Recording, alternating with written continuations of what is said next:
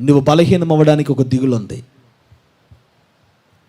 నీవు బలహీనమైపోవడానికి, మునుపటిలో బలముగా ప్రభు కొరకు పని చేయలేకపోవడానికి, మునుపటి వల్ల ఉపవాసం ఉండలేకపోవడానికి, ప్రార్థన చేయలేకపోవడానికి, పరిచర్యలో పరుగులు పెట్టలేకపోవడానికి, దేవుని సన్నిధిలో నిలవబడలేకపోవడానికి, లేకపోతే నీ కుటుంబాన్ని దేదీప్యమానంగా ఒక ఉన్నతమైన స్థితిలో నిలుపుకోవడానికి, గతంలో చదివినట్లుగా చదవలేకపోవడం, గతంలో రాసినట్లుగా పరీక్షలు రాయలేకపోవడం, గతంలో జ్ఞాపకం ఉన్న సంగతులు ఇప్పుడు మర్చిపోవడం, దానికి ఒక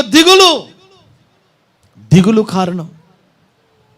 అందుకనే ప్రభు ఏమంటున్నాడంటే, దిగులు పడకు నేను